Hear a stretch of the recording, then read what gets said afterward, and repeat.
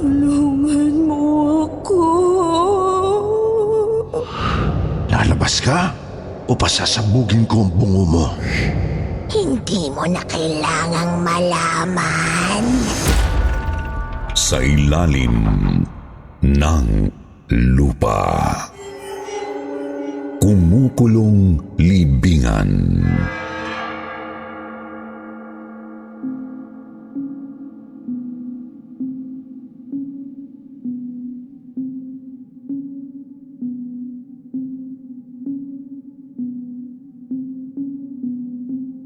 Kumusta mga kaibigan?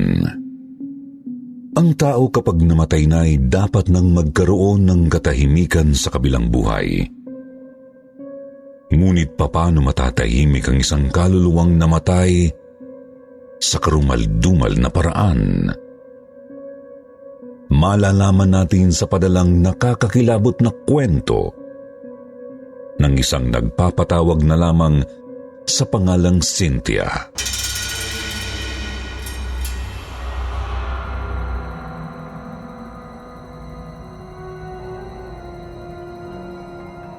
Dear Sir Jupiter, bigla at mahiwaga ang pagkawala ng nag-iisa kong kapatid na si Ate Perla noong mga dalaga pa kami. Isang araw, hindi na siya umuwi. Hindi na siya makontak at hindi malaman kung saan siya nagpunta o kung ano ang nangyari sa kanya.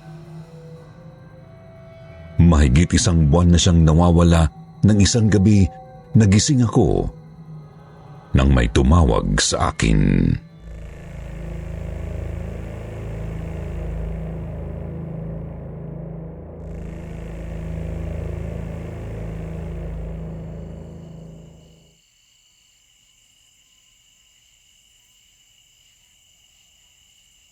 Cynthia. Cynthia.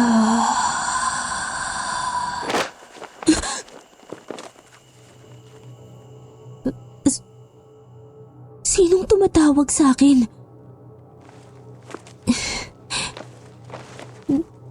Nag-iisa naman ako rito sa kwarto ko. Cynthia. Ate Perla?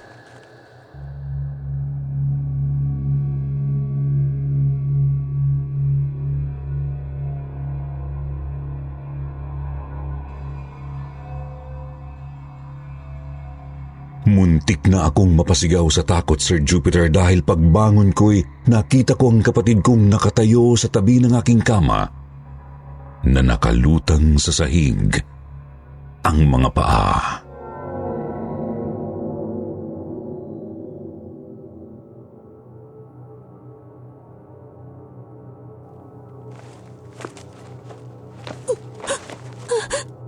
Ate Perla?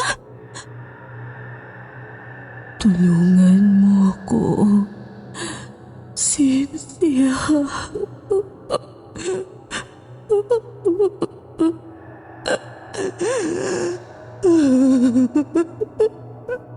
Bakit ka umiiyak? Anong nangyari sa'yo? Anong maitutulong ko sa'yo? Tulungan mo ako.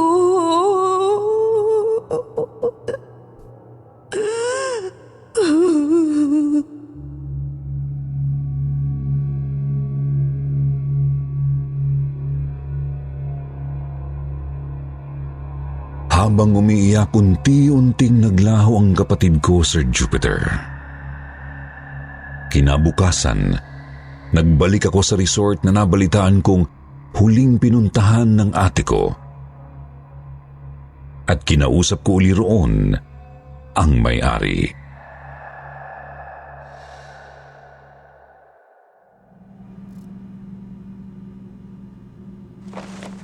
Ano, Cynthia? Multo? Oho, Sir Jose. Kaluluwa. Multo ho ng kapatid kong nagpakita sa akin kagabi kaya ako naparito sa office nyo. Nanggaling ka na rito. Nagkakilala at nagkausap na tayo. Sinabi ko na sa iyong wala akong alam sa pagkawala ng kapatid mo. Naipakita ko na ho sa inyo ang kanyang litrato. Natatandaan ko nga siya. Mahirap ko makalimutan ang ate mo dahil maganda siya. Gaya mo. Ayoko ho sanang isipin at mahirap tanggapin. Pero ang pagpapakita ho sa aking kagabi ng multo ng ate ko ay palatandaan na napatay na siya. Huwag kang mag-alala. Nakahanda akong tulungan ka para matagpuan ang kapatid mo. Ano man ang may tutulong ko, huwag kang magkatubiling lumapit sa akin, okay?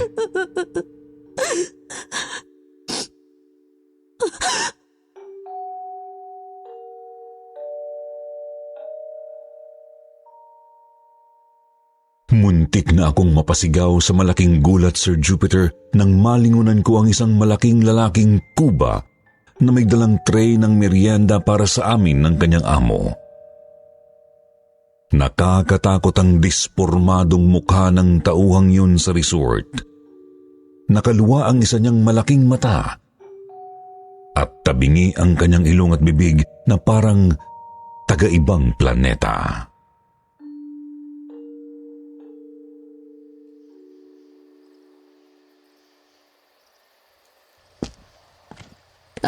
Salamat ho, Sir Jose. Inihatid niyo pa ako hanggang dito sa gate. O sige, maiwan na kita at may aasikasuhin pa ako sa aking opisina. Mag-iingat ka sa iyong pag-uwi, Cynthia.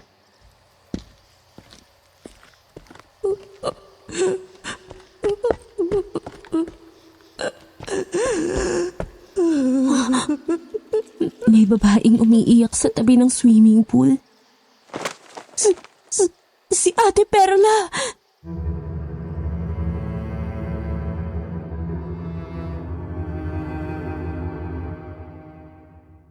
Mabilis kong nilapitan ang kapatid kong nakita kong umiiyak sa resort, Sir Jupiter.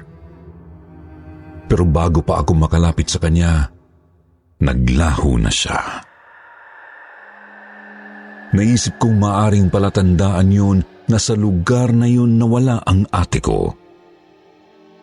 Kaya isang araw, nagbalik ako sa resort.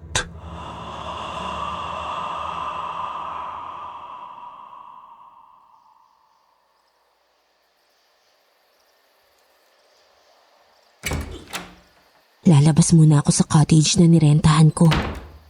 At lingid sa may-ari at ang mga tauhan dito sa resort, maghahanap ako sa lugar na ito.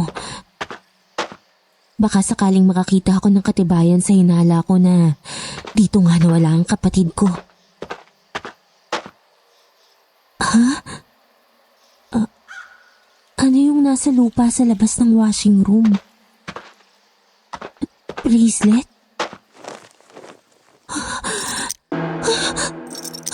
Hindi!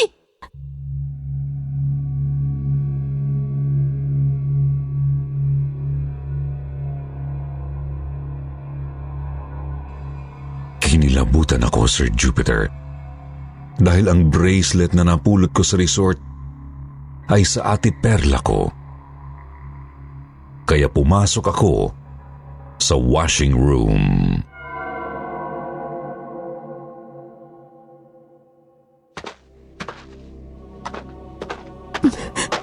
Baka may makita pa ako ritong gamit ng ate ko.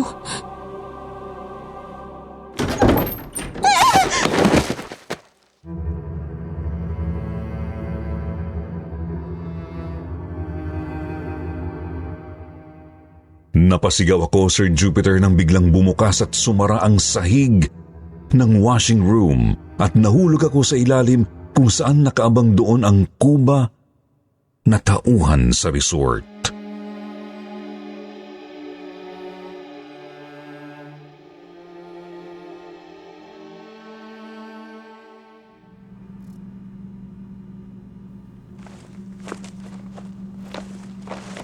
Lebong? Huwag ka matakot, Cynthia. Kutso ng binagsakan mo. Halika. Bitiwan mong braso ko! Huwag kang magpiglas at baka masaktan kita.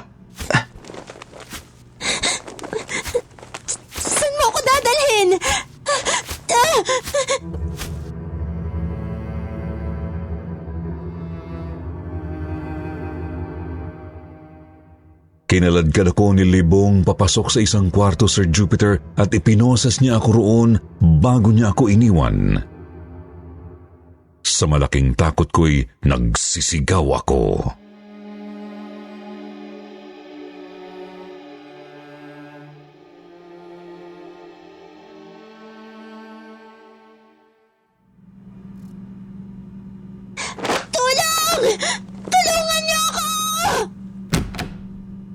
Soundproof ang kwartong to. Kaya walang ibang taong makakarinig sa'yo, Cynthia.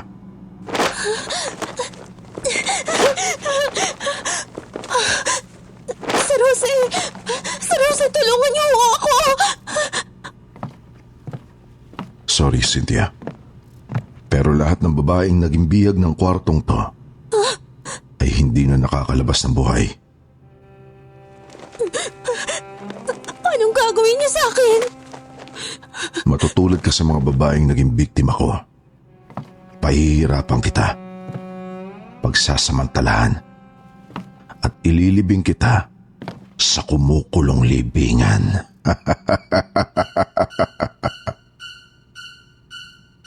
Sinakmal ako ng malaking takot, Sir Jupiter, nang animo baliw na humalakhak ang may-ari ng resort. Lalo pa nang ituro niya sa akin ang drum na puno ng asido.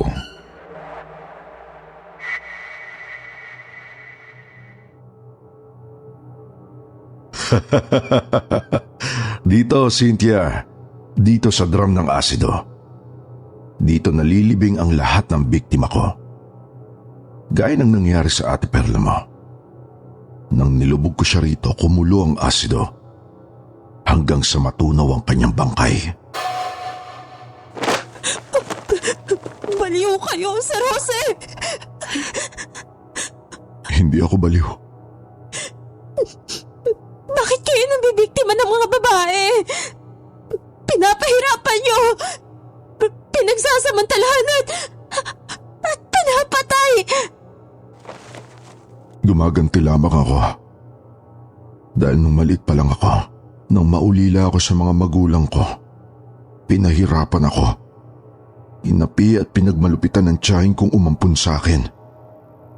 Kaya nagkaroon ako ng galit sa mga babae. Matinding galit na hindi ko nailabas sa tiyahin ko dahil sa pagkamatay niya. Kaya ibinuntun ko sa mga kabaro niya ang ngit-ngit ko. At para wala akong panagutan sa batas, lahat ng naging biktima ko, inilulubog ko sa drum ng asido. Kaya mamamatay ka rin, Cynthia. Matutunaw rin ang katawan mo sa kumukulong libingan.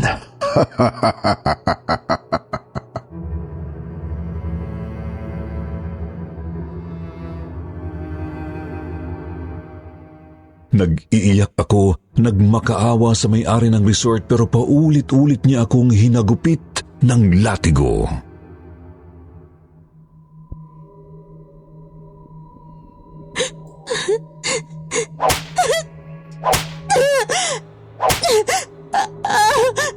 Tama na, Sir Jose! Tama na! Ganyan nga, Cynthia. Lumaing ka. Mamilipid ka sa sobrang kirot. Dahil habang nakikita ko nasasaktan ka, lalo ako nasisiyahan.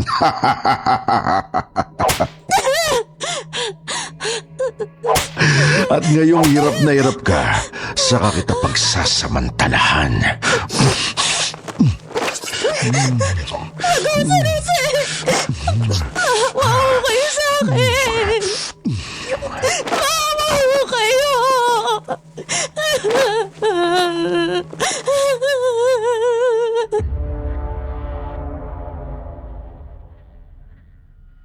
Sa kabila ng aking pag-iyak at pagmamakaawa, paulit-ulit akong pinaghahalikan ng may-ari ng resort pero hindi niya ako naituloy pagsamantalahan.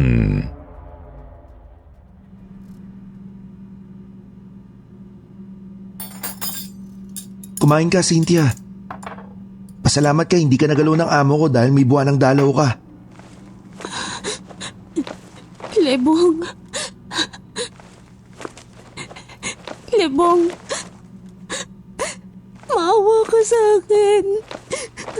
Tulungan mo akong makatakas. Sige na. Naaawa ako sa'yo, Cynthia, at nangihinayang ako sa'yo. Dahil maganda ka. Sa lahat ng mga babaeng nabiyag rito, ikaw ang pinakamaganda. Pero kapag pinatakas kita, papatayin ako ng amo ko. At ayoko pang mamatay. Ayokong gaya ng iba, malibing rin ako dun sa drum ng asido.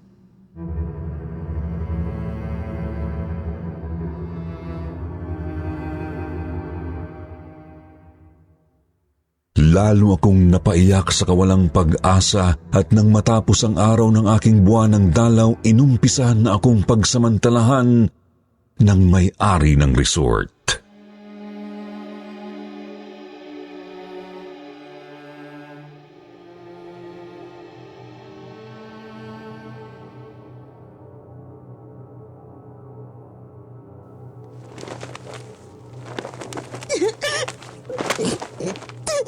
Bitawan niyo ako! Bitawan niyo ako! Hayop kayo! Bitawan niyo ako! Sige, Cynthia, umiyak ka. Magmakaawa ka. At para lalo ko masiyahan habang pinagsasamantalahan kita. Dahil masasaktan ka ng gusto sa akin.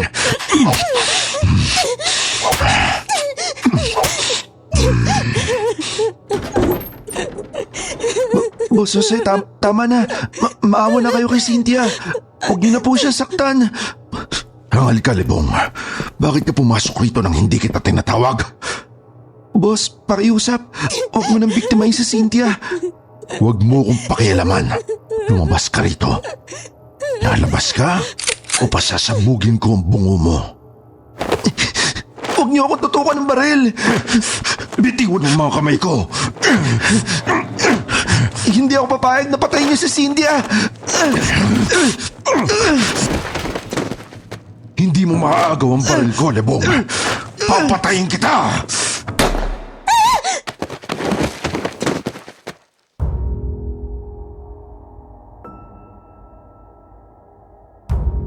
Napasigaw ako, Sir Jupiter, nang pumutok ang baril at nakita ko na lamang na dahan-dahang napahandusay ang may-ari ng resort.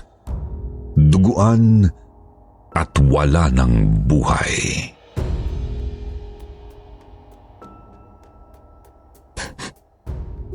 Patay na si Sir Jose. Kasalanan niya, Cynthia. Hindi ko gusto maging kriminal. Pero hindi ko mapabayaan ka dahil mahal kita.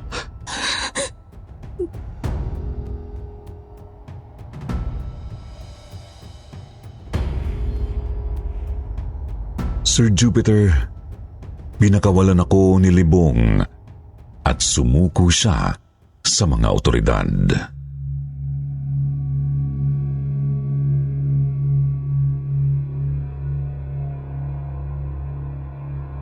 Hanggang ngayon hindi ako makapaniwala sa nakakakilabot na natuklasan ko sa resort. Pero sa pagkamatay ni Sir Jose, hindi na nagpakita pa sa akin ang multo ng aking kapatid.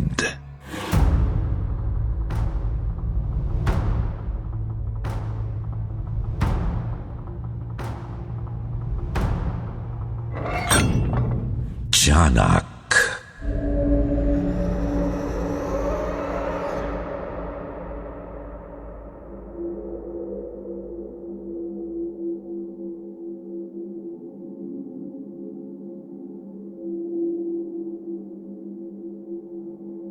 May ibang tao ang dahil sa matinding kabiguan at sama ng loob na natikman ay pinanlalabuan ng isipan.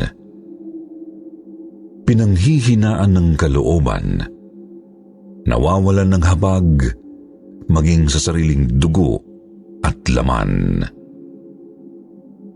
Nakakagawa ng malaking kamalian at makilala man ang pagkakamali ay huli na bago pagsisihan. Ito ang buod ng kwentong padala ng isang nagpapatago na lamang sa pangalang Divina. Ayon sa kanyang sulat,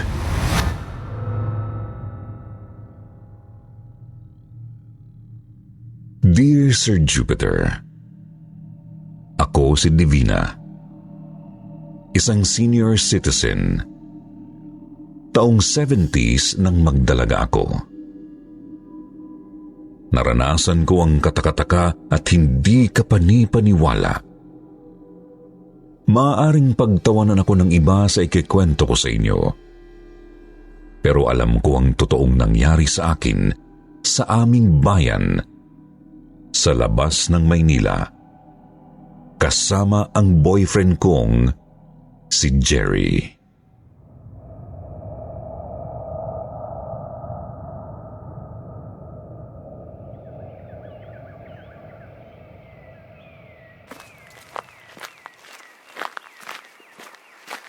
Oh, Divina. Bakit tumigil ka na sa paglalakad? Nagdaan na tayo sa talahibang ito kanina, Jerry, hindi ba? Bakit parang pabalik-balik tayo sa lugar na ito? Parang naliligaw tayo. Maliligaw ba naman tayo sa sarili nating bayan? Bakit kasi dito mo pa gustong mamasyal tayo? Kasi nga may burol dito na overlooking, kung saan makikita natin ang paglubog ng araw. At kung saan masasarili kita. Halika nga. Teka, Pagbigyan mo na ako dahil wala namang ibang tao dito ha? Jerry. Teka, baka Baka ano? Baka naliligaw nga tayo rito. Baka pinaglalaruan tayo ng tiyanak.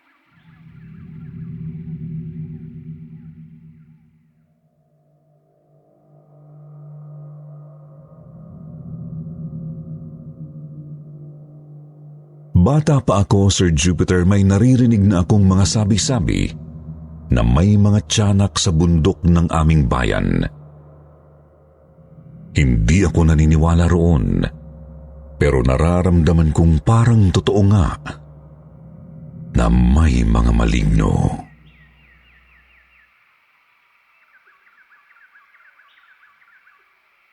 Jerry, Bakit parang hindi ka mapakali rito sa burol, Divina? Natural lang yung ginagawa natin pagroromansa. Di ba? Gaya ng dati. para kasing may mga matang nakatingin sa atin. At parang may naririnig akong maliit na boses na bumubungis-ngis. Susangin lang yun. Teka, Jerry. Jerry.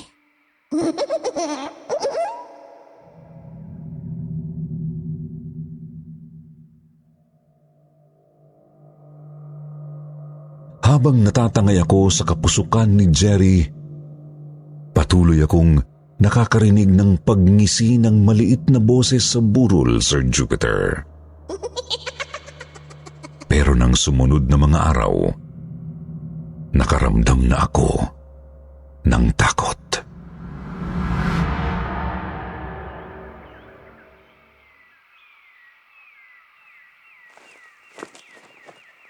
Wala kang dapat ikatakot basta kasama mo ako, Divina. Jerry, nakipagkita uli ako sa'yo sa burol na to dahil may problema tayo. Buntis ako. Ha?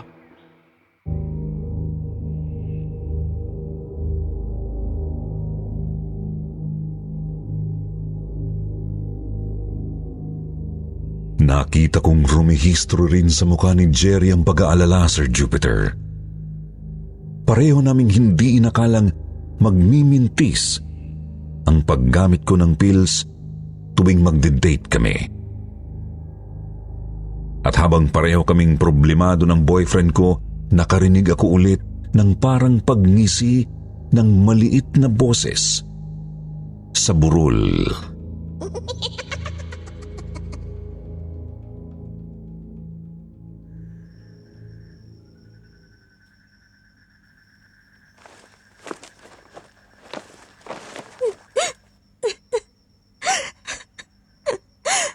Kasalanan mo yan, Divina. Masyado kang naging sunod-sunuran at nagpaubaya sa boyfriend mo. Hindi ko naman ho akalain, inay, na matapos akong magbuntis, pababayaan ako ni Jerry. Na maglalaho na lang siya dito sa ating bayan. At hindi ko na malaman kung saan ko siya hahanapin. Kung buhay lang ang ama mo, baka mapatay ka niya. Dahil sa kagagahan mo, naging disgrasyada ka. Divina? Bakit po nalaki ang mga mata niyo, inay? Parang may nakita akong nakahubad. Maitim at maliit na batang nakasilip sa labas ng bintana. Malalaki at nakausli ang mga mata. At nakangisi. Nakakakilabot. Tiyanak! Tiyanak!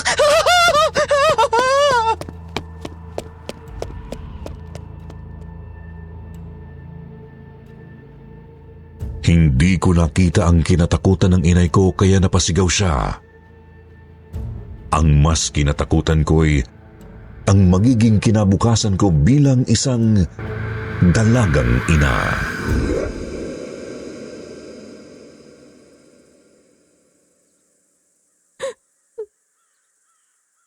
Maisip ko lang ang katakot-takot na mga hirap na daranasin ko sa pagpapalaki at pagtataguyo dito sa sanggol na isinilang ko.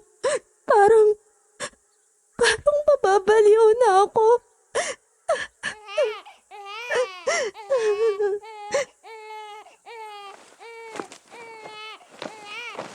Kasalanan ng Jerry na yun kaya ako naging dalagang ina.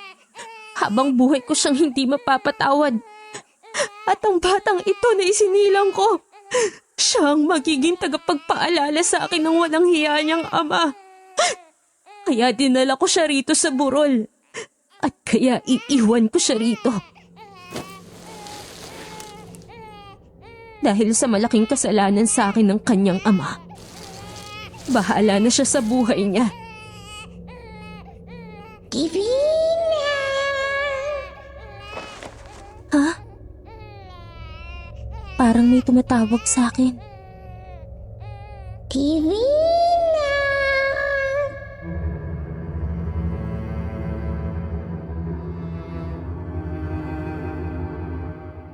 Wala akong nakitang ibang tao sa burol, Sir Jupiter, kaya nagmadali akong lumayo roon matapos kong iwan ang sanggol na aking isinilang.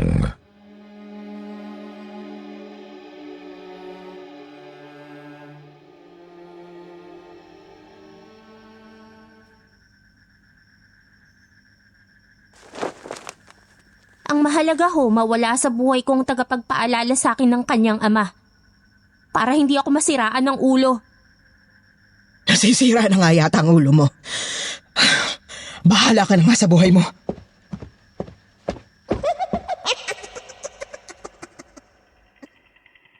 Ha? May nakasilip sa labas ng bintana. Nakahubad, maitim, at maliit na batang nakausli ang malalaking mga mata. At nakangisi. Tiyanak! Tiyanak! Napasigaw ako sa malaking takot sa nakita kong maligno na nakakakilabot ang anyo, Sir Jupiter. Kasunod ng paglayo ng tiyanak, ay nakilala ko ang nagawa kong pagkakamali. Nakaramdam ako ng malaking pagsisisi sa nagawa kong pag-abandona sa aking anak. Kaya humangos akong nagbalik sa burol.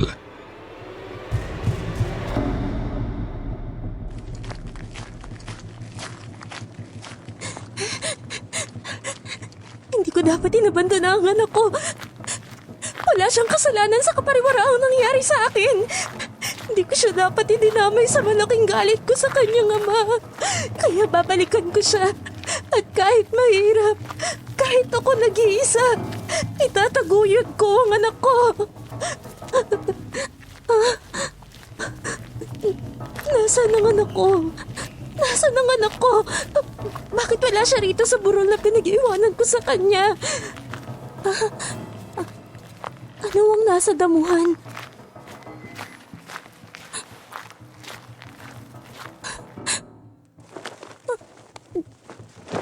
Dugo! May bahid ng dugo dito sa pinag-iwanan ko sa anak ko. Hindi. Kinain ng hayop gubat ang anak ko. Patay na ang anak ko. Hindi! Kawawa naman ang anak ko. Anak ko!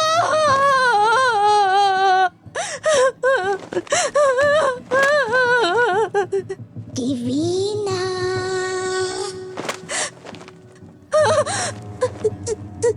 Tiyanak! Tiyanak!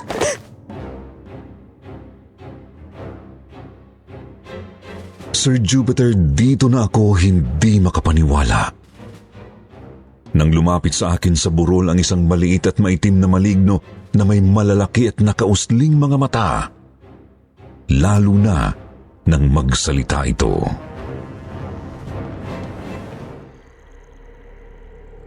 Buhay pang anak mo, Divina.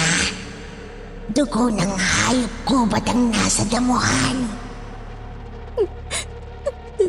Nasaan ang anak ko? Hindi mo na kailangang malaman. Iniwan mo na siya. Pinapayaan. Nakilala ko na ang pagkakamali ko. Pinagsisisihan ko na. Kaya binalikan ko ang anak ko. Kaya ibalik mo na siya sa akin. Hindi ko na ipabalik sa'yo ang anak mo. Hindi mo na makikita uli ang anak mo. Hindi na kailanman.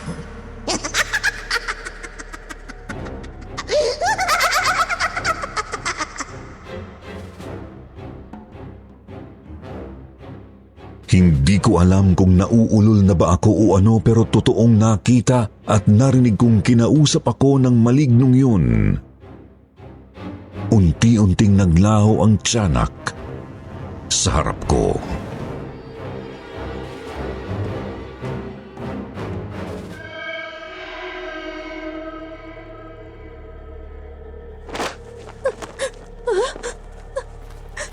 Tiyanak! Magpakita ka ulit sa akin! Ibalik mo sa akin ang anak ko! Para mo nang awa! Ibalik mo sa akin ang aking anak! Bibigyan kita ng isang pagkakataon, Divina. Isang pagkakataon lamang.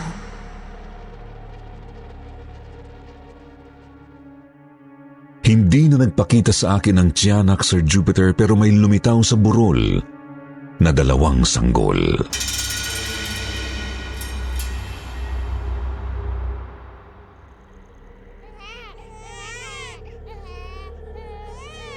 Mamili ka, Divina. Piliin mo kung sino sa 2 sanggol ang anak mo. Isang pagpili lamang ang gagawin mo. Kapag nagkamali ka, habang buhay mo nang hindi makikita ang iyong anak. Habang buhay!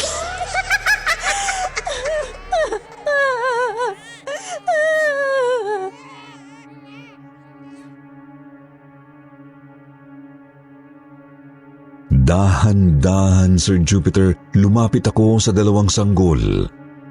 Ilang sandaling pinakiramdaman ko ang lukso ng aking dugo. Tinimbang kong mabuti kung alin sa 2 sanggol ng anak ko. At matapos akong magdasal, kinarga ko ang isa sa mga sanggol.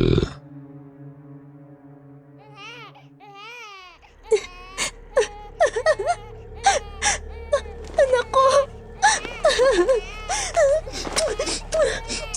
Anak ko!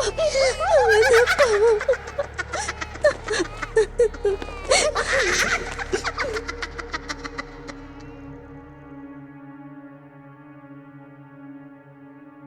Habang humahalakhak ang hindi ko nakikitang tiyanak, Sir Jupiter, naglaho ang sanggol na hindi ko napili.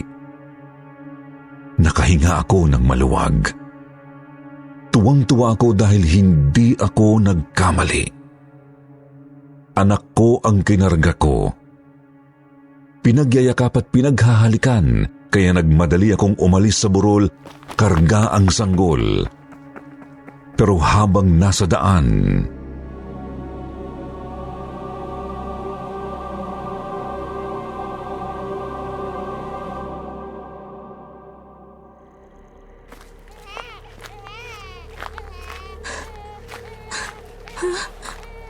Bakit parang naliligaw ako?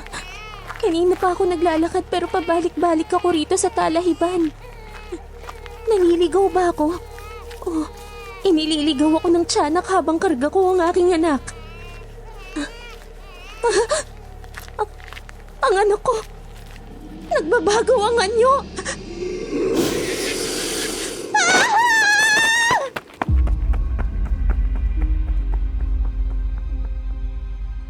sa malaking takot ko, Sir Jupiter, naging tiyanak ang karga kong sanggol, kaya naihagis ko sa damuhan at kaya ako napahagulgol.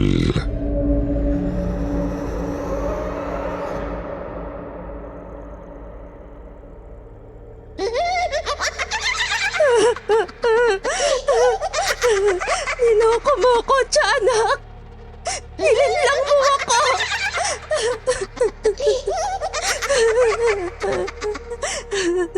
Hindi, Divina.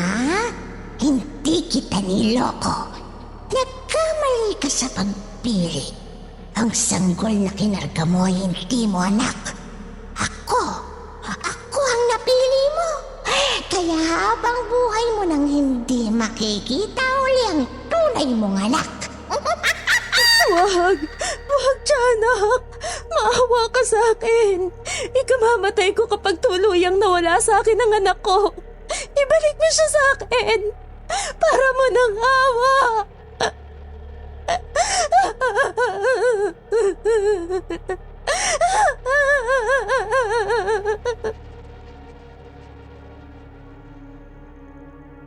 Habang humahagulgol, napaluhod ako sa pagmamakaawa sa tiyanak, Sir Jupiter. Waring nahabag naman sa akin ang maligno kung kaya't.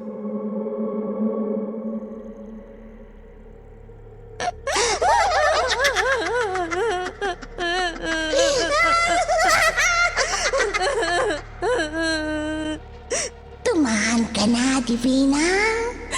Dahil sa pinakita mong labis na pagsisisi sa ginawa mong pag-abandona sa anak mo, ibabalik ko na siya sa'yo.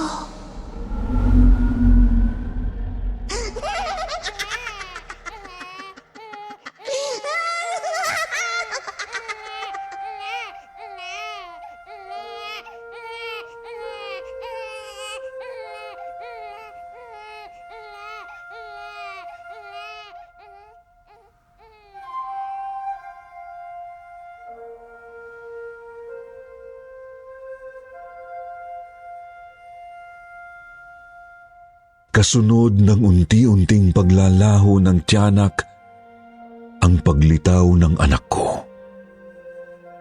Kaya laking pasasalamat ko sa Diyos na dininig niya ang dasal ko. Nabawi ko ang aking anak. Lalo pa nang isang araw ay nagbalik sa akin si Jerry. Humihingi ng tawad. Nagsisisi dahil nakilala niya ang kanyang pagkakamali sa ginawa niyang pag-iwan at paglayo sa akin. Mahal ko pa rin siya kaya pinatawad ko siya. Kinasal kami ni Jerry at nagkaroon ng 3 anak na may kanya-kanya ng pamilya sa ngayon. Ang panganay ay nasa abroad at kami ni Jerry ang nagbabantay sa dalaga niya na apo namin. Hanggang dito na lamang, naway kinapulutan ng aral ng iba ang aking nakakatakot na karanasan sa isang nakakakilabot na tiyanak.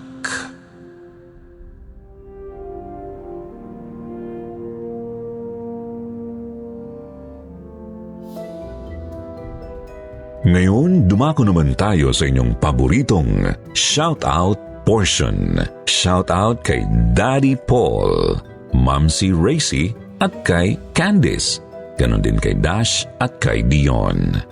Bernadette Arcalas, Angelica Gacosta, Criza Fenis, Judel Tamayo. Shout-out sa RJ Works, Digdogs, Audrey Marie, Marianne Sabuco, Christina Agpara, Filipina Espinola at Rose Ann Serdena.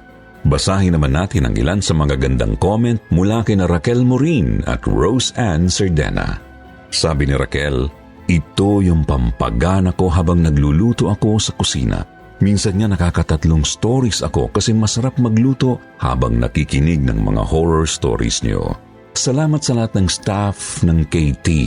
Ang gaganda ng mga kwento niyo. More power. Sabi naman ni Rose Ann Serdena, di kumpleto ang paglilinis ko ng bahay hanggat di nakakapakinig sa kwentong takip silim at di rin kumpleto ang gabi pag di nakapakinig ng Sityo Bangungot. More stories pa po. Thank you. From Mandawi City, Cebu. Sa mga hindi po nabanggit, sa susunod na lang po. Huwag niyo pong kalimutan na mag-reply sa ating shoutout box na nasa comment section para ma-shoutout ang pangalan nyo. Muli po mula sa bumubuo ng kwentong takip silim. Ito po ang inyong lingkod, Jupiter Torres. Nagpapasalamat.